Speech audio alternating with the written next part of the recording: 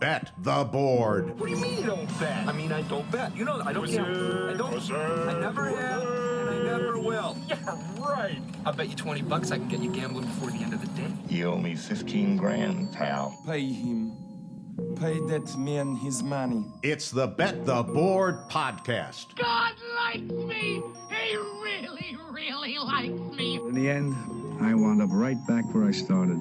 I could still pick winners, and I could still make money for all kinds of people back home. And why mess up a good thing? Here's Payne Insider and Todd Fuhrman. Welcome into the Bet the Board podcast powered by FanDuel College Football Edition as we roll out the red carpet for the return of the Big Ten this weekend.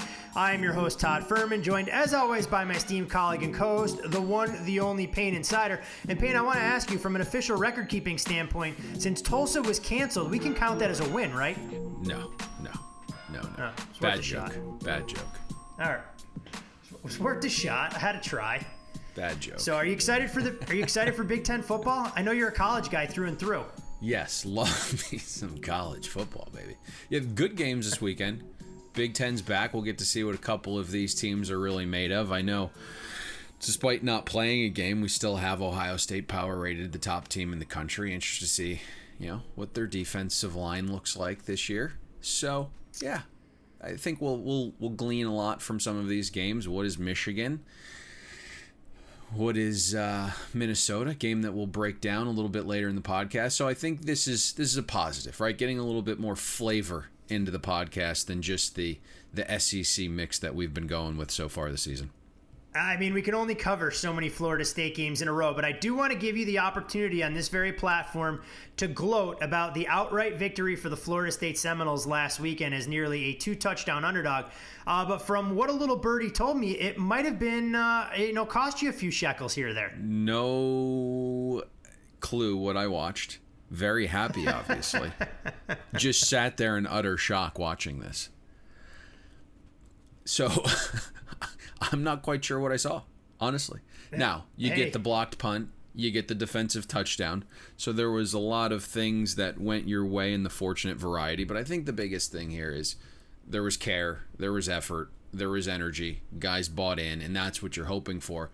And then if you can sneak away and hold on for dear life and pick up a win like that, it's positive trajectory for the program, because that's what they're going to need right now. And I know we had, I think, opposite opinions of the rest of the college football world on Florida State this year, Todd, and everyone's like, they need these games so recruits can see their back. And I'm like, Jesus, I hope the whole season gets freaking canceled from that perspective, because at least you can market and sell a bill of goods. So I don't know what this means in the future. Obviously, huge game this weekend, the Jordan Travis revenge game, going back to Louisville, a team that wanted nothing to do with them. I think Ville's probably the right side there, but we'll see. Hey, I mean, either way, if you can find an ability to navigate through a scoreless second half, or damn close to it, and beat a top 5 team in the country, we got to tip our hat and give him a ton of credit. I think it was as much about UNC treating the football like a slippery pig on the final couple of drives, but it doesn't take away from Florida State getting a signature win in the short tenure that Mike Norvell has spent down there in Tallahassee. So a credit to your boys, and we'll see if they can handle prosperity against the Louisville team desperate to get on track this weekend in a game where you've seen money on Florida State drive that number as low as 5 at FanDuel. Before we get into the 4 biggest matchups, though, of the weekend, Payne, we saw a transformational game, so to speak, in terms of the national landscape, at least perception, for Alabama and Georgia. Georgia takes a slim lead into the break. They get shut out in the second half by Alabama. Crimson Tide run away and hide with a 41-24 victory. But when you look at the Bet the Board top 10, I think a lot of our listeners will be surprised. Georgia, still very much in the college football playoff discussion, holding firm on that number 4 spot right now. Power ratings are always going to be different than just rankings that we have traditionally seen and grown accustomed to over the years, right? The coaches poll, where if you lose a game against a really good team, you of course have to go backwards. But that's not the reality. If these two teams played each other again this week, you're probably not looking at a line that's that much different than where it was last week. You're only making probably a point adjustment. And I think we talked last week that there was a clear top 4, and then there was a precipitous drop. So losing to Alabama on the road simply isn't going to drop you that far. And I think I will certainly praise you because you were right on Stetson Bennett. I'm always a glass half full kind of guy, always a positive guy. Here we go. So I wanted to believe, but he wasn't good. And I'm looking at some of these metrics from that game. 33% of Stetson Bennett's passes were uncatchable. He had the deep pass down the sideline in the first half, but just 7 for 22 with 2 picks on throws more than 5 yards down the field.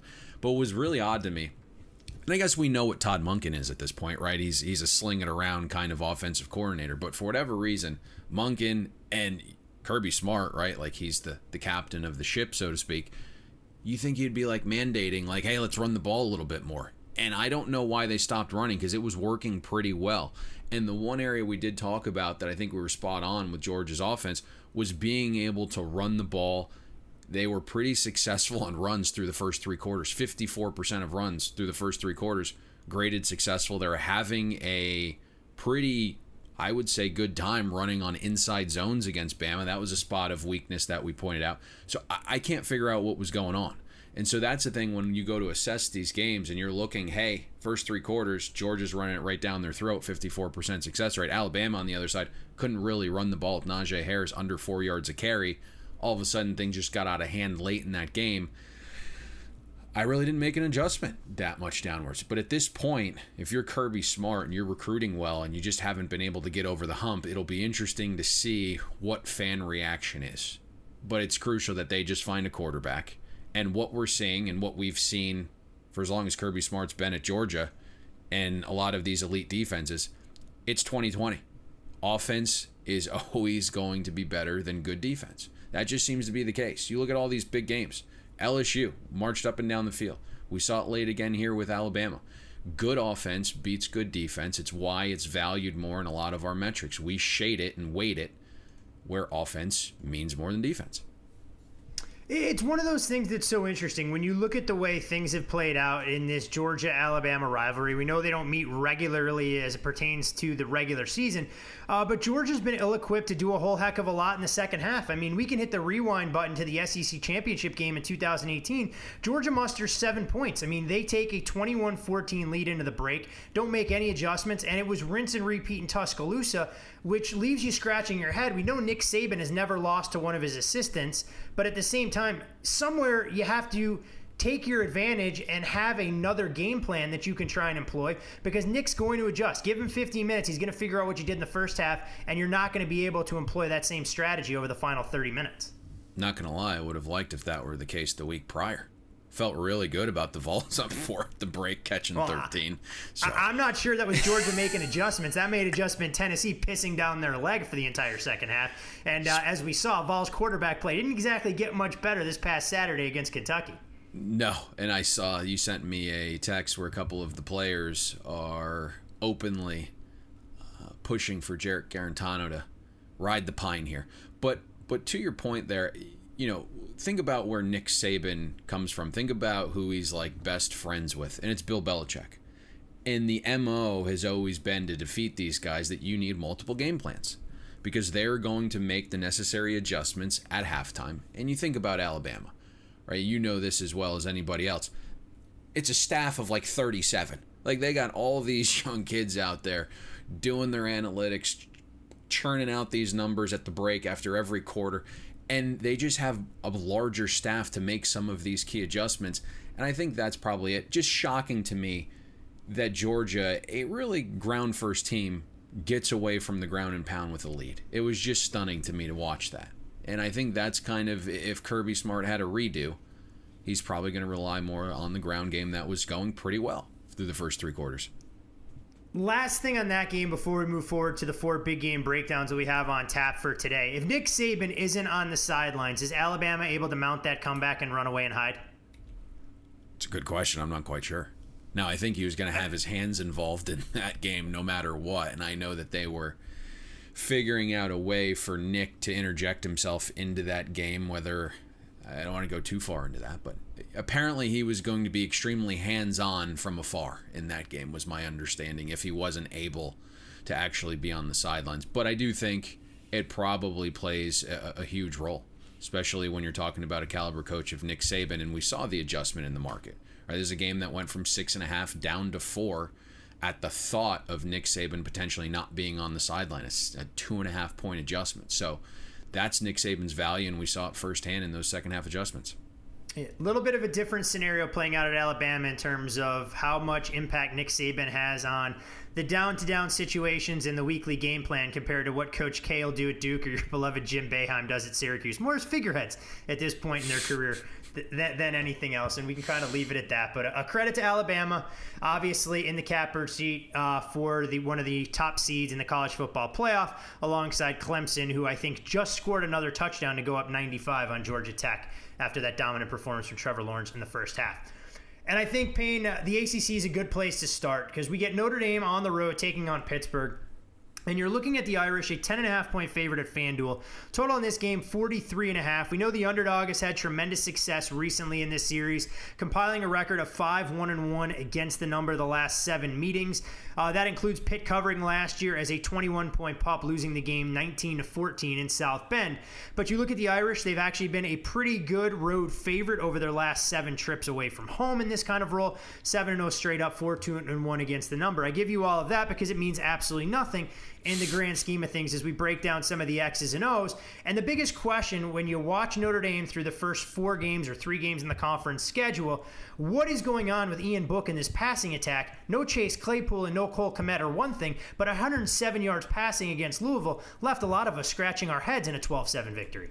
So, I actually think, to your point, the initial trend at least has some relevance, right? When you're talking about a first road game for Notre Dame this season. Typically, those are a little tougher adjusting, especially in these times, but I think in this spot, it probably brings a little more focus to the team. And doing some reading, they've actually had about 6 weeks to prepare the travel for this game. So I know, Brian Kelly's been raving all week about how well the support staff has done, preparing for this, I guess, new situation for their first road game.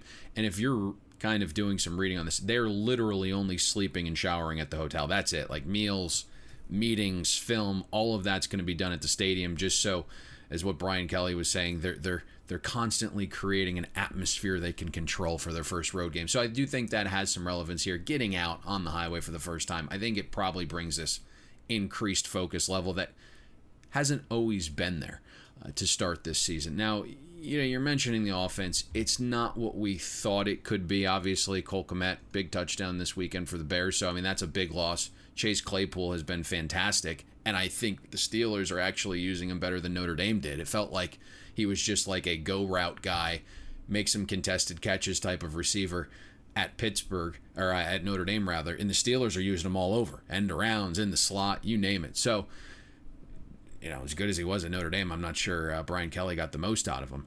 But when you're looking at this game, and I think some of the matchups, the one that I think everyone wants to see is Notre Dame's offensive line versus Pittsburgh's defensive line. And, even with Jalen Twyman opting out for Pitt, this is still a defensive line that's absolutely fantastic. Number 2 in line yards, number 3 in stuff rate, top 5 in sack rate on both standard and passing downs. Now, there's some noise in that, I think. And I fully believe Pitt is a damn good defensive line, even with that crucial opt-out. But when you're looking at some of the offensive lines they faced so far, Todd, it's Austin Peay, it's Syracuse, it's NC State, it's Louisville, it's Boston College, Miami. It's one of the weakest schedules of offensive lines in the entire country to date. That's going to change big time, I think, on Saturday, right? When you're looking at Notre Dame, it's one of the best offensive lines in the country. They have multiple NFL caliber linemen there. And I was reading an article this week from PFF. Notre Dame apparently equally good in pass protection as they are creating space for the running backs. PFF states that only Notre Dame and Kentucky have offensive lines that have graded out in the 80s, both in run and pass blocking. I think that's probably going to negate the best part of Pittsburgh's defense. And to your point, like, aside from Notre Dame turning the ball and handing it off to Williams or Tyree, we need to see Tommy Rees, the Irish offensive coordinator and play caller, let Ian Book throw the ball more. I think truly that's the biggest thing, especially on early downs. And last week, if you really dig into that game, and we talked off air about this, 25-mile-per-hour winds against Louisville. I think the goal is to establish the run. I know it's obviously a little more difficult to throw. There are some questions at receiver, but that can't happen again this week against Pittsburgh. Ian Book literally attempted 6 passes all game of 10 or more yards. He only completed 1 of them. This is a game where I think you open up the playbook.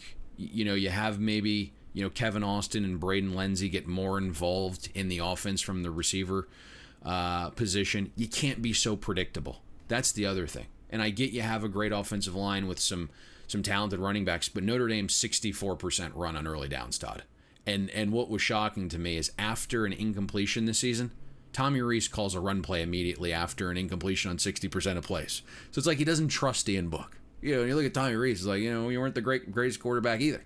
So I just think, get Ian Book, and I get it, he's not like this all-world quarterback, but he's a good enough college quarterback that you can trust him to throw the ball, but he's not good enough that you can put him in horrific, predictable situations either. Only Air Force, Navy, Georgia Southern, FAU, and FIU run more than Notre Dame after an incomplete pass.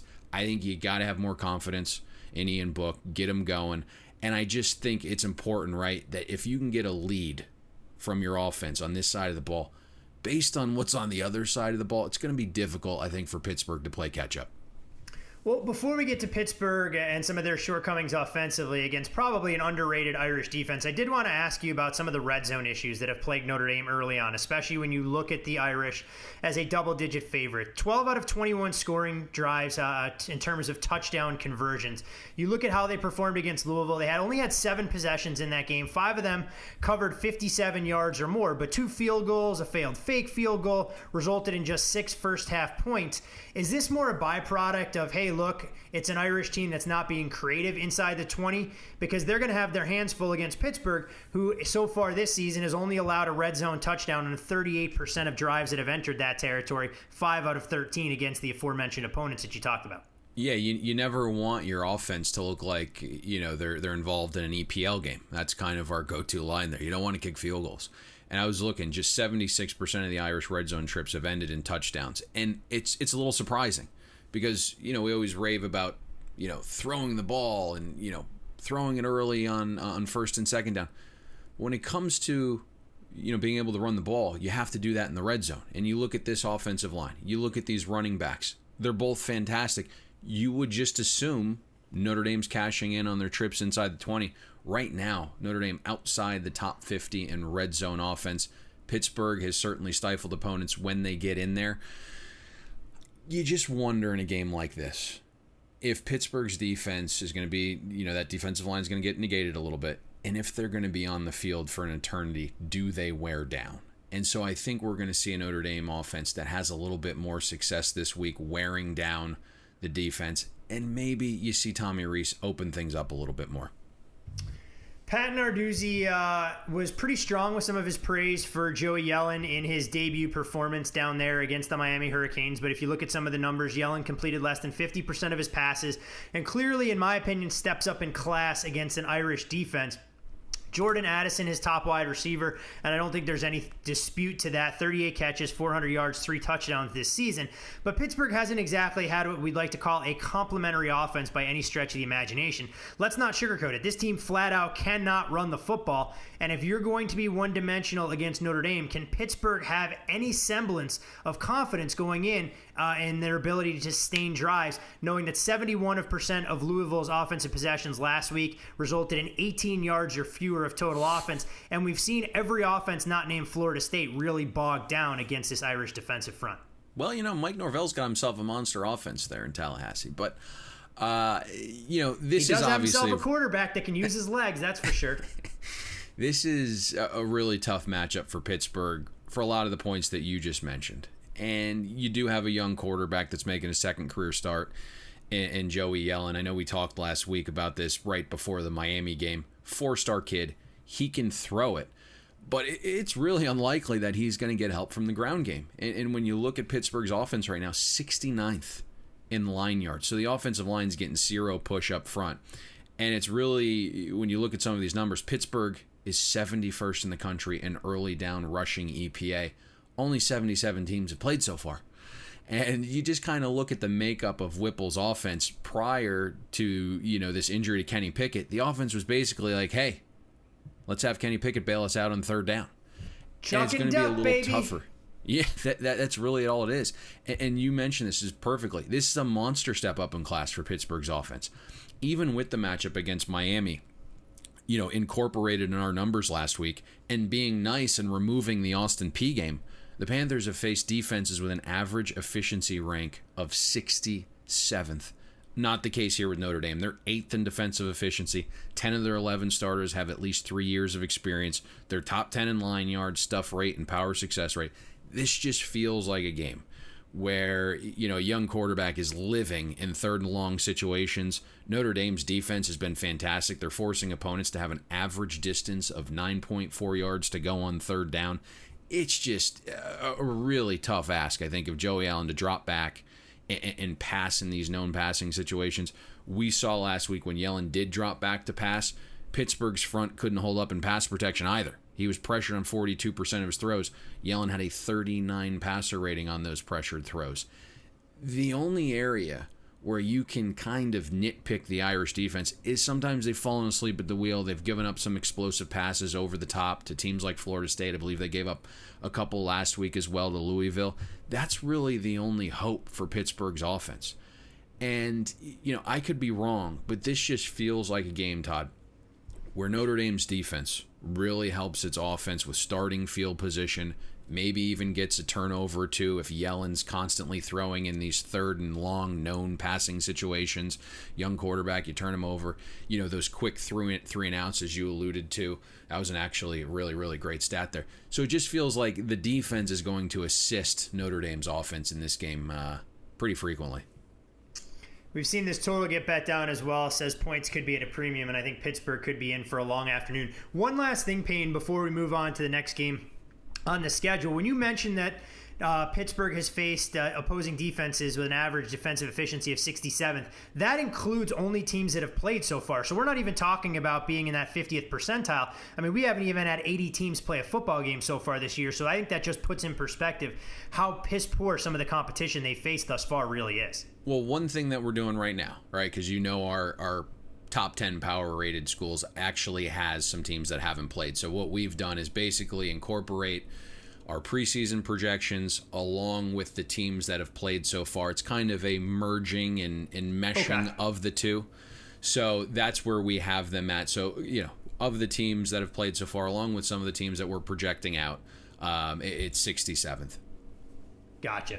That makes sense. Just trying to figure out. It could be worse, though, if I included Austin Peay. That's why I was trying to be kind, right? So we updated our numbers from Miami, which is going to skew things because their defense is right now, I believe, 16th off the top of my head in defensive efficiency, and we removed Austin Peay. If we put those in, if we put Austin Peay in, we're looking at substantially worse.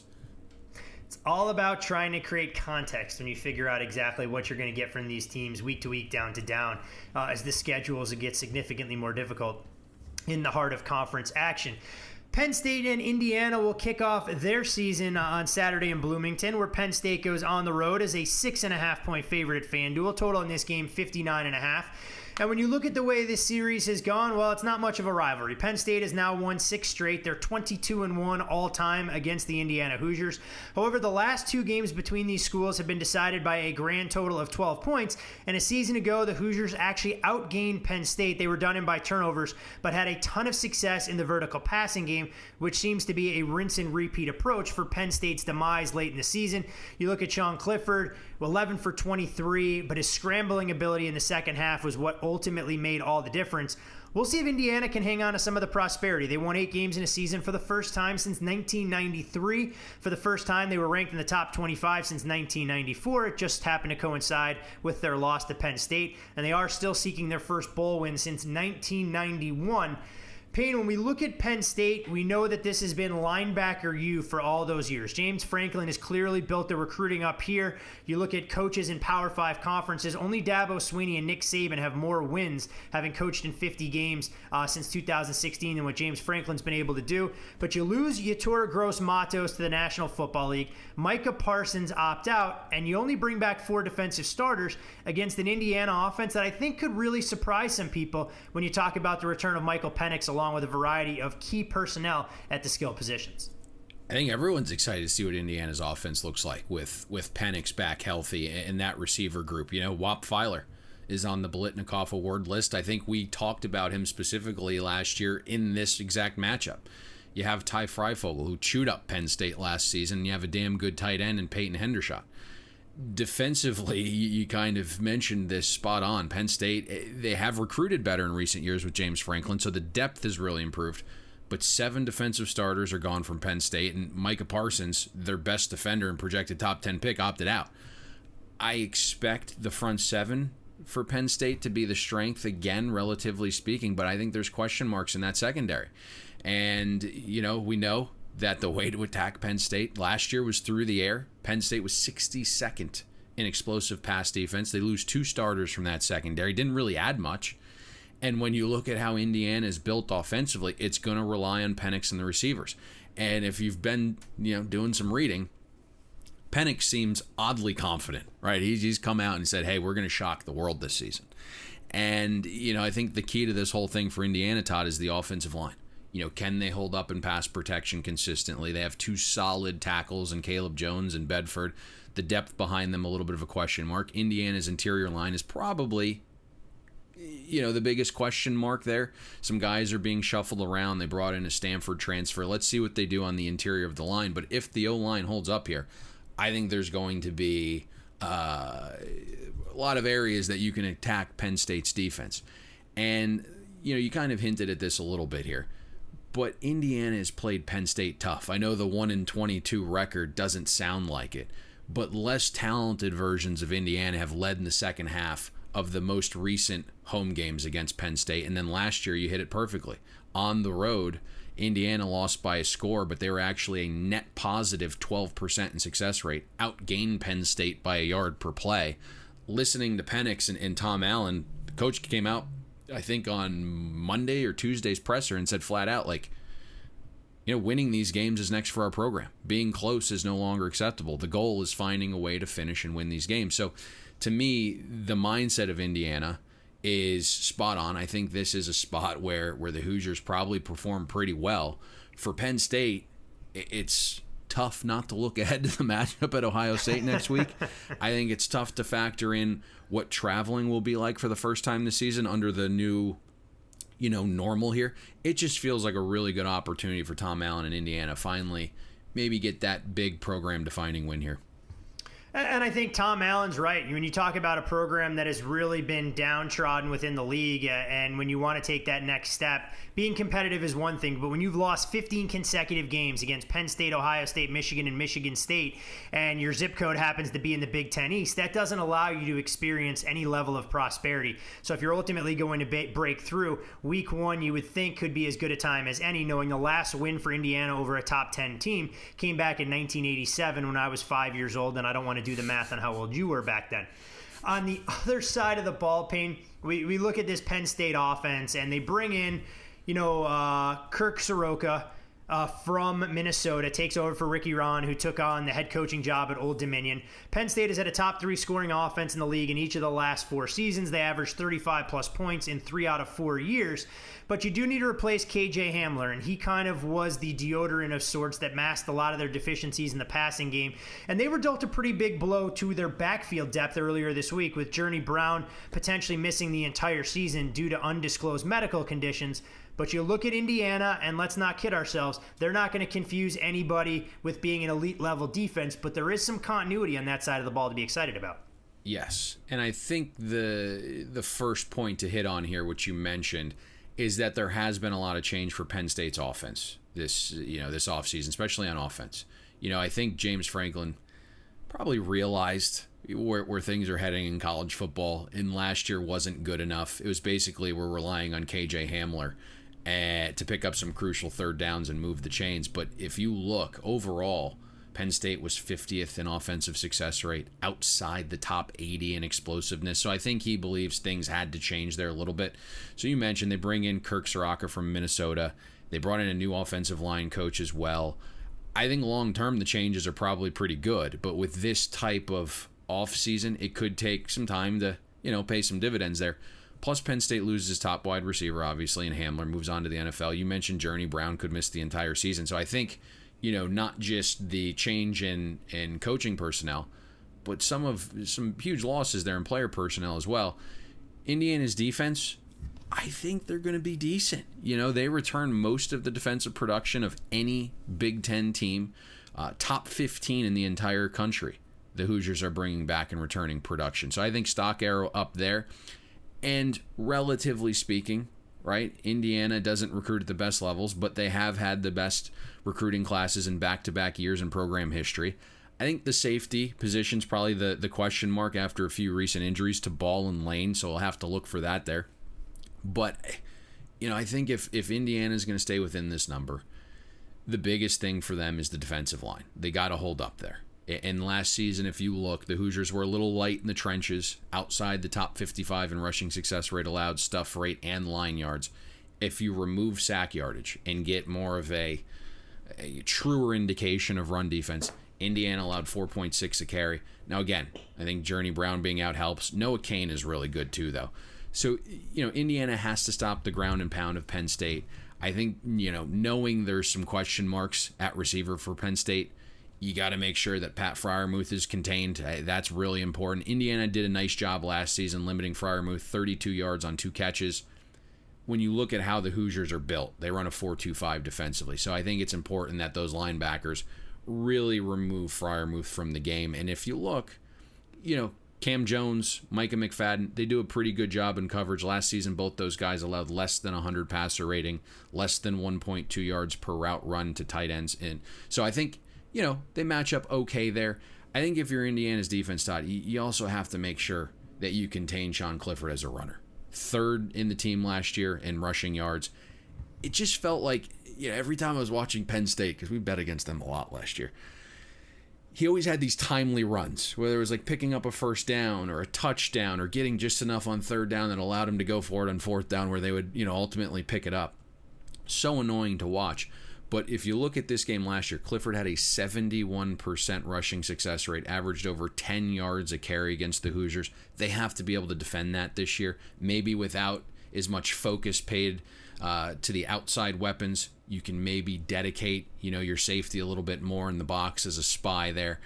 So I think, that's critical that you stop that. Now, I know Penn State's OC hasn't really wanted his quarterbacks running all that much. So if you've done a little reading here, the word out of camp is that Clifford's going to be more prudent with his legs. I don't know if that's going to be the case. Fine, make him a pocket passer. Yeah. I think it's nice in theory, but if you start struggling, you're going to have to use that element with his legs. The last thing here, Todd, is Indiana does struggle a little bit to get pressure on quarterbacks. Just 27 sacks last season, 73rd in the country in adjusted sack rate on known passing downs. I think the key here is obviously getting pressure on Clifford, whether it's natural or schemed, or heck, if it's a coverage sack, which is very possible. The Hoosiers' corners should fare pretty well here.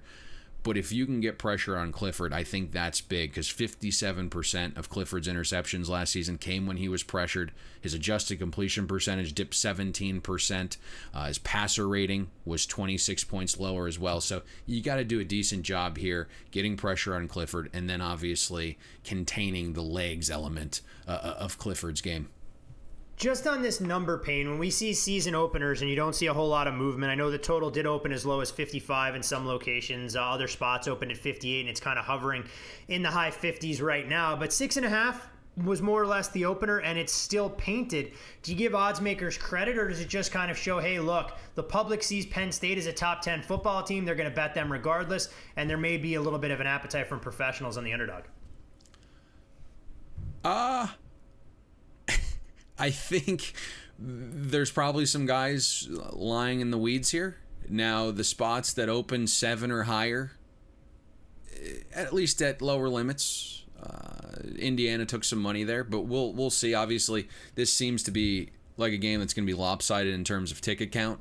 Maybe there's some guys waiting to get 7, or you go and buy the 7.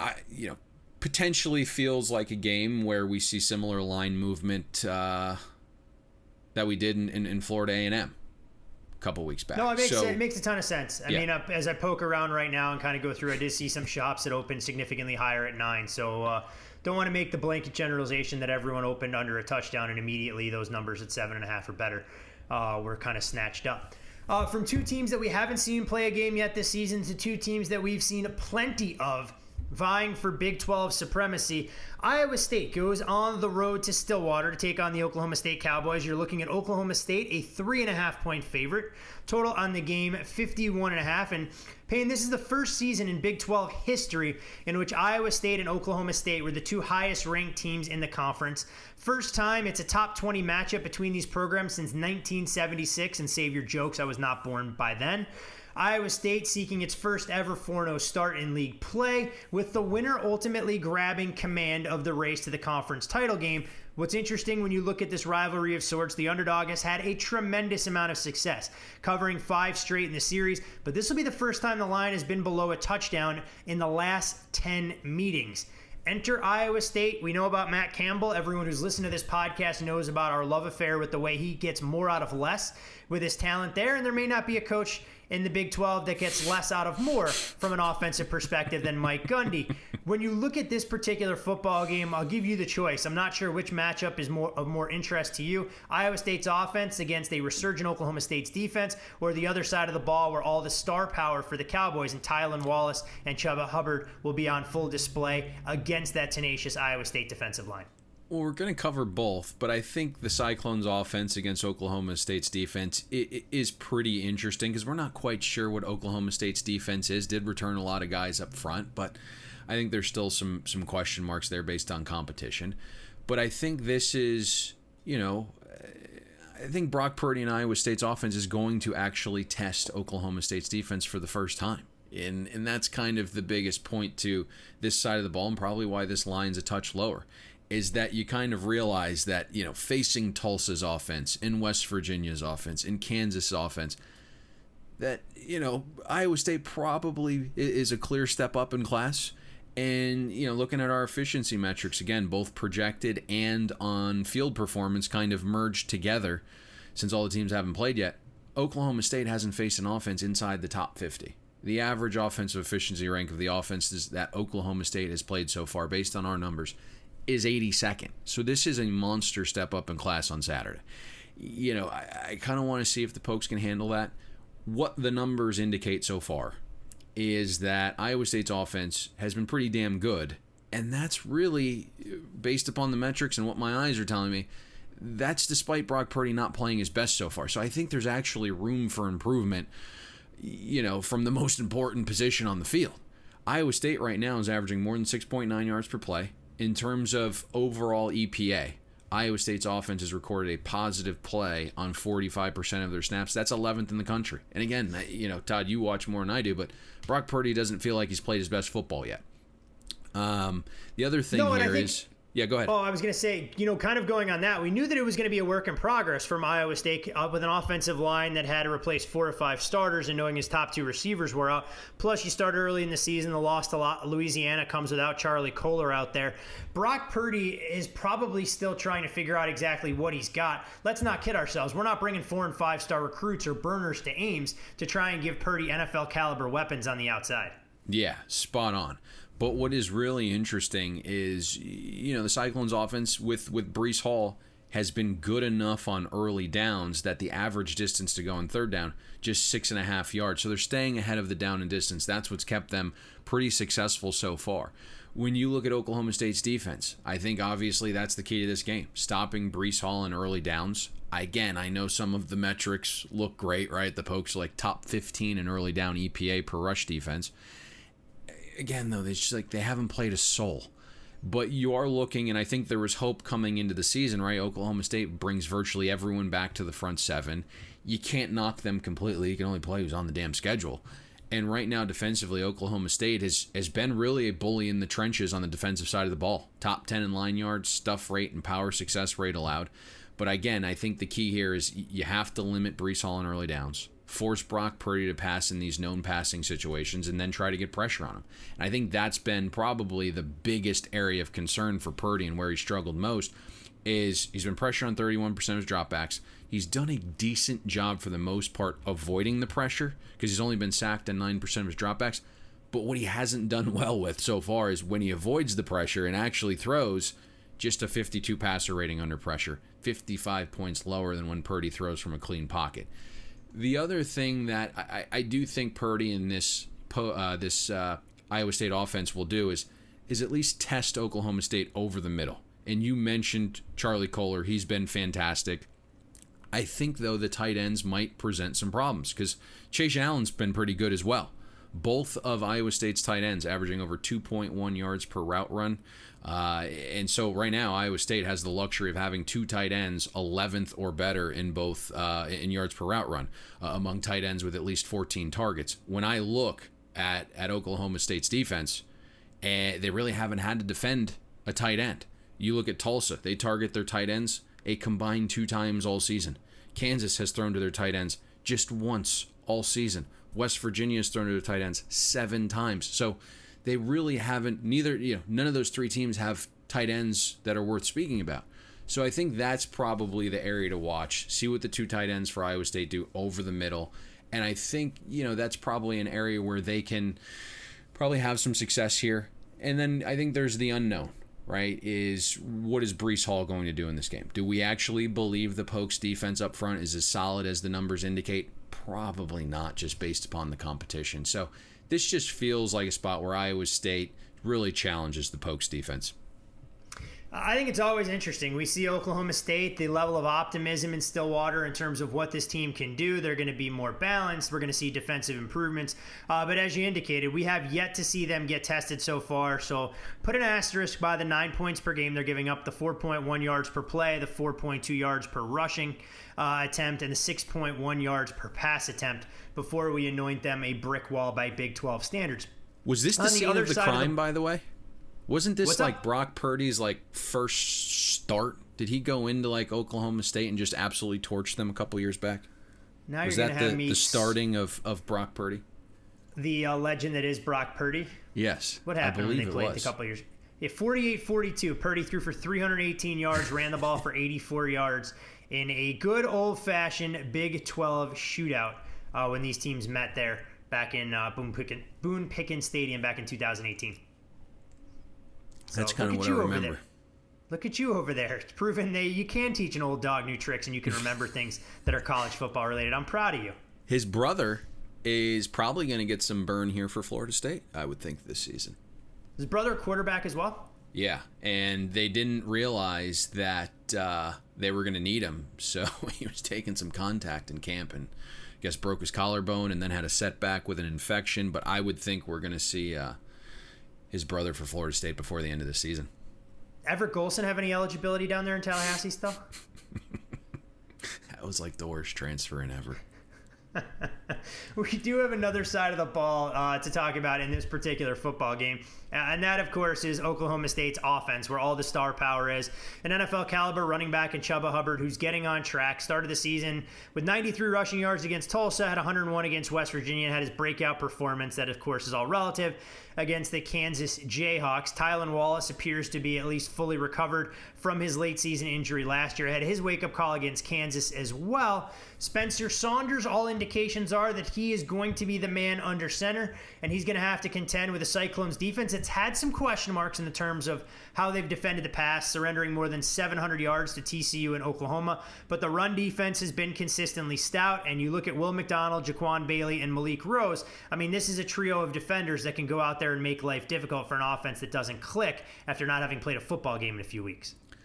So I think you're probably right. It should be Spencer Saunders here, even though Gundy hasn't named a starting quarterback. And he kind of put it out into the universe on Monday that there's a possibility that both Spencer Sanders and Shane Illingworth play. He claims they've been splitting reps at practice the last few weeks. And, obviously Oklahoma State hasn't played since the 3rd. So I think it makes some sense, right? Make Matt Campbell prepare for 2 quarterbacks that couldn't be more different. I do think we end up seeing Sanders a little bit more. I think probably due to his mobility If Oklahoma State can't protect, then it becomes inevitable that he's going to be the guy unless he just can't hit the broadside of a barn. But if you look where this game could be decided on this side of the ball is we know Mike Gundy's been playing musical chairs with his offensive line. He's been moving and shifting guys around. 2 starters are out along the Pokes offensive line, Hunter Anthony and Cole Birmingham. So your right tackle and right guard are out in this one. And, through 4 games, I think the best part of the Cyclones defense is getting after the quarterback. Iowa State 7th in overall sack rate, 13th in passing down adjusted sack rate. So that's one thing that we've really seen. Iowa State has been disruptive to quarterbacks. I think this is also going to be the best defense that Oklahoma State's faced. Between, again, both projections and on-field production so far, Oklahoma State, the first 3 games, has faced defenses with an average efficiency rank of 55. So this is another big step up in class for the offense. Todd, when you sent me this game, like, hey, we're going to talk about it, I was like, Oklahoma State's the 6th best team in the country? Watched them 3 weeks. They stink. So, you watch North Carolina, who was allegedly the 5th best team in the country, and they didn't exactly perform like that. No, I mean, Mac Brown threw up on himself again in a big game. I say this a lot because it's so true, but like when I'm looking at this, early downs really matter. It's so predictive to offensive success. If Oklahoma State's offensive line can't win on early downs, like creating space for Chuba Hubbard on the ground, it'll have a tough time, I think, surviving in known passing situations with that Cyclones pass rush. But what I've seen from the Pokes O-line is they have actually struggled against inferior competition to get that push up front. You have an all-world back, but right now Oklahoma State 42nd out of 77 teams in early down EPA, and that's mostly because their offensive line right now 43rd in line yards. So they're really not pushing people around up front. I think that was an area of concern coming into the season, Todd. Then you had a couple guys go down. That's really, I think, where this side of the ball is ultimately decided. And if you look, Iowa State's defense 17th in early down rushing EPA. So if they are able to stop Chuba on early downs and force Spencer Saunders to be a passer in known passing situations, I don't think that's his best attribute at this point, and I don't know if the offensive line can hold up. So that's really the key to this side of the ball. If you can stop the early down runs, it's really going to put Iowa State in a good position here to have some success defensively. No, there's no doubt about it that if Spencer's in 3rd and long consistently, or even if it's Shea Illingworth in a game that he hasn't really played to this caliber yet, that it's going to give Oklahoma State a lot of chance for success. The one thing I will say for Iowa State, for all the defensive breakdowns we saw on the road at TCU, and the game against Oklahoma, they did shore up a little bit of some of their miscommunications in the secondary. Only gave up 212 yards to Texas Tech. We'll see if that was a building block for them to have a little bit of optimism. And when you read some of Matt Campbell's comments leading up to this, I mean, he kind of talked about the team's focus on cleaning things up and used the word holistically as well as fundamentals and details in terms of their attention to scheme both on the offensive, defensive side, and special teams. So as he described it, they took a much more global approach to what they were going to do in Ames. And, of course, a victory here for Iowa State and sole possession of first place in the Big 12 would probably eliminate a lot of the folks that were naysayers after they opened their season with losing outright as a double-digit favorite against Louisiana. So should be a good game in Stillwater. To the nightcap, and where College Game Day will head to Minneapolis. It's Michigan on the road against the Golden Gophers. You're looking at Michigan paying a 3.5-point favorite at FanDuel. Total on this game, 54.5. And the folks in Ann Arbor are starting to get restless, knowing that Michigan hasn't won the league since 2004. This season, they'll go in replacing 11 all-league selections. And last season, hey, Michigan did what you'd expect against the lightweights on their schedule, went 7-0 against unranked opponents, but when they stepped up in class, they got smacked by the likes of Wisconsin, Ohio State, and Alabama. Their season-defining win, I think we'd say, was against Notre Dame. That was played in a bit of a sloppy conditions there. When you look at this team offensively, Michigan will have a change under center. All indications are that it'll be Joe Milton as the starting quarterback, a pro-style prospect, more along the lines of what Coach Harbaugh has looked at before, but maybe not the modern iteration of a college quarterback. Skill position talent, they'll bring back Zach Charbonnet as their leading back, along with Ronnie Bell as their top wide receivers. Nico Collins not with the football team hurts their passing game a bit. But the biggest question, Payne, Michigan's offensive line, you better have your scorecards ready because you're not going to recognize any of the faces in the trenches, providing the building blocks there as far as this offense is concerned. Yeah, I mean, when we're looking at this matchup here on this side of the ball, I think it's probably has the most questions and lots of uncertainty. Michigan breaking in a new quarterback in Joe Milton, who I'm somewhat familiar with based upon him being a Florida guy. Absolute cannon for an arm, can move around, but I think there's some accuracy questions from everyone that I've spoke to, and then through an extremely small sample size, just a 50% adjusted completion percentage in mop-up duty last season. I think, you're reading on Joe Milton and people see his size, like 6'5", 240 pounds, and all of a sudden, Todd, the Cam Newton comparisons are flying around. So, let's see. But my feeling is it wouldn't have taken him 3 years to start if he were Cam Newton. So, it's not like Michigan's had this loaded stable of quarterbacks either recently. And, you kind of talk to some people and you do some reading. It sounds like if Dylan McCaffrey hadn't opted out, I would guess he would have been at least the initial starting quarterback this season. So I'm interested to see here what Joe Milton looks like. I think the positive, if you're going glass half full for Michigan's offense, is it is year 2 of Josh Gaddis' system, which, is a little more open. We're kind of banging the table, the meat and potatoes offense, the caveman archaic approach of Michigan's offense hasn't been very helpful, especially when they step up in class. You need more snaps, you need less running. Like it needs to be 2020 football, and I think year 2 of Gaddis' system, that's probably a little bit of a help here. It's probably pretty positive. If you look at some of these numbers, it's pretty wild. Since Harbaugh got to Michigan, his offense has always been predictable. 65% run rate on first downs in the Harbaugh era. Last season with Gaddis, the number did drop to 59%. Hopefully we see it trend down even more this season. And I think when you have a quarterback like Joe Milton, you probably want him to throw in early downs rather than have a kid with possible accuracy issues constantly faced with throwing on 2nd and 3rd and long. I think that's probably even more important for Milton in Michigan when you look at this matchup. When you look at Minnesota's defense, Joe Rossi's been fantastic, obviously. And since he's kind of been named and appointed the defensive coordinator, Gophers have won 14 of 17 games since Rossi took over as defensive coordinator. But if you look how they play, Minnesota's defense always tries to keep things in front. They aren't overly aggressive. We saw last season top 10 in explosive play defense, 6th in explosive pass defense, but just 80th in creating havoc. And so, they kind of play off you a little bit. The thing here is Minnesota returns only 30% of their defensive production from last season. They lose 7 starters, 4 of which were drafted. And I know, PJ Fleck's recruiting better, but Minnesota isn't a team that's going to replace 4 NFL guys and just be fine. So, my point here is if you're breaking in a bunch of new guys and it's game 1, you're likely going to have a more conservative approach defensively. So it's even more important, I think, for Josh Gaddis to kind of counter that, take advantage of a defense that's probably playing a little bit softer, let Joe Milton pick up some, easy, I would say, early down completions here, make them feel comfortable. The other thing that I'm having a little bit of a hard time here is figuring out, to your point at the top there, Todd, is who's going to control the trenches on this side of the ball. You mentioned 4 or 5 starters gone from Michigan's offensive line. The 4 guys were absolute horses. Minnesota lost a few, key guys up front on the defensive line as well. Candidly, that was probably an area of weakness last season. And so, they were able to get pushed around most of the time. You look at things like line yards, stuff rates, havoc, power success rate. Minnesota was outside the top 75 in each of those categories defensively. So you could really push around that front 7. So this is a game that I am eyes are glued to the television because I have no idea what Michigan's offense is. I'm a little concerned about everything that Minnesota lost defensively and how good they could potentially be. The other thing here, Todd, and you sent me the article 2 nights ago that's floating around as of late Monday, early Tuesday morning, is PJ Fleck kind of hinted at some guys potentially being out for COVID. Any word on who those guys might be?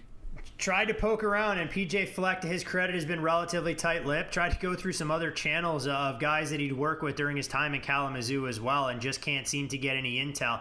So it's one of those games that we're going to know pretty quickly if this number starts to drift in one direction or the other. Yeah. You hope it's not some of their frontline guys, especially on the offensive side.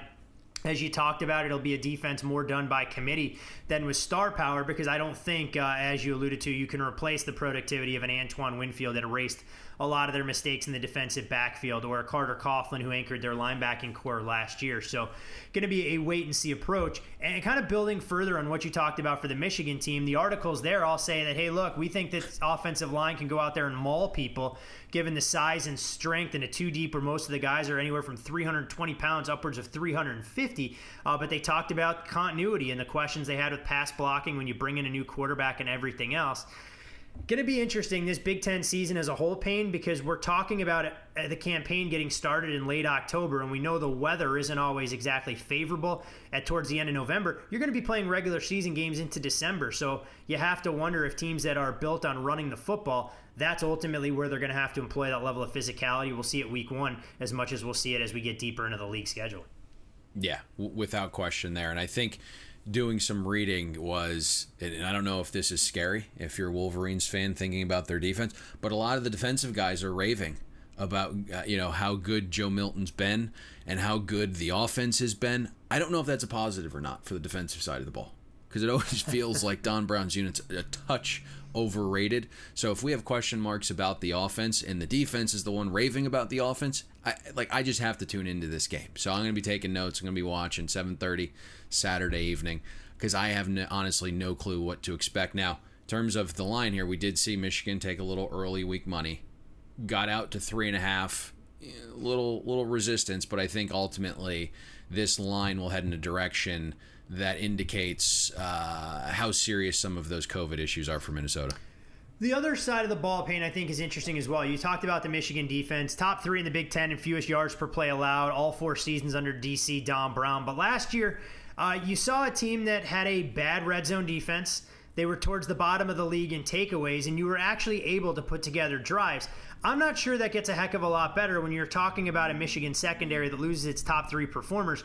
Josh Metellus and Lavert Hill to the next level. Ambry Thomas ultimately opting out, putting a ton of pressure on Daxton Hill as the player to watch. Meanwhile, Minnesota, the strength of their football team last year was their offense, and it wasn't a recruit coming to campus. It was the fact that Rashad Bateman, who originally opted out, opts back in, and suddenly Minnesota has a living, breathing, viable passing attack under the leadership of Tanner Morgan. Yeah, and Minnesota returns 82% of its offensive production now that Bateman opted back in, and that's from an offense that finished 7th in efficiency, 27th in explosiveness, and 10th in red zone offense. The Gophers could do just about everything well offensively. The ground game wasn't on par with the pass game, but my semi-level of concern this season is that the Gophers offense drops off after losing its OC to Penn State. And we talked about him a little bit above. Soraka was a very, very good OC, wanted to go back home, be closer to his family. But more importantly, I'm concerned by who the replacement is.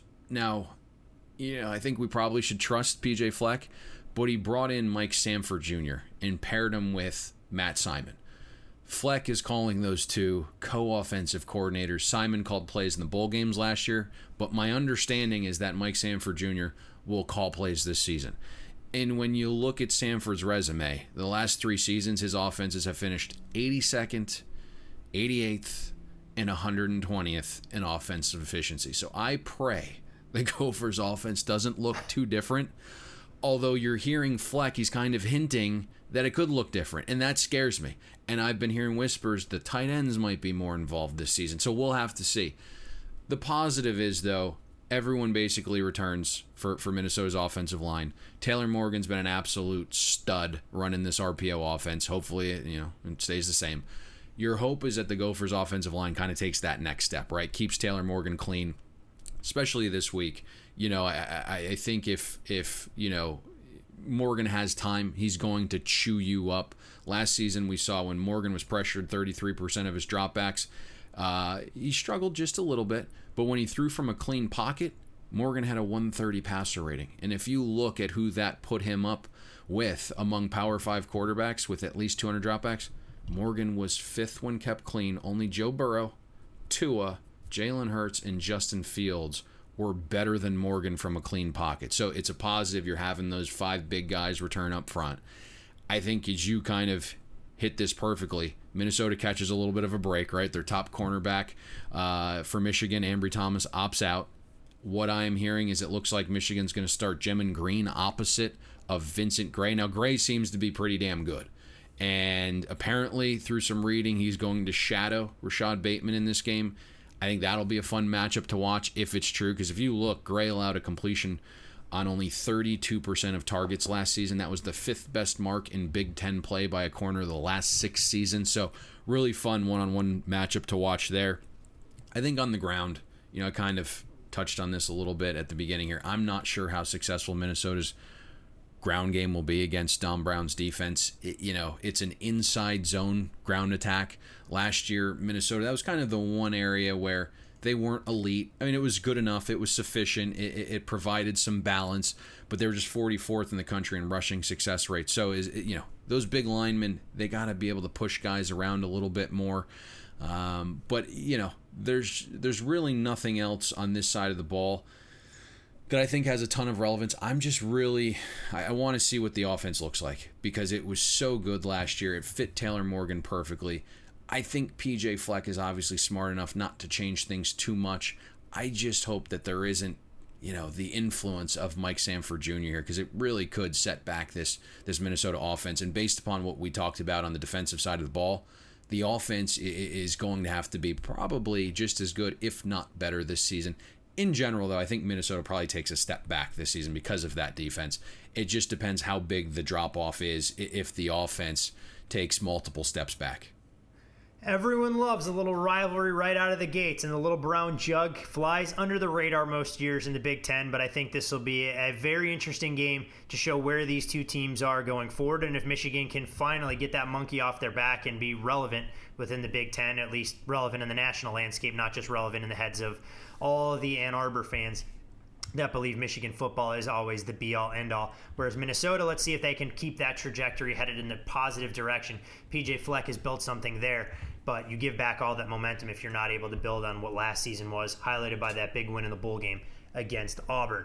4 big games broken down as eloquently and extensively as we possibly can. Encourage you to follow Payne on Twitter at Payne Insider. I'm Todd Fuhrman. You can follow me there.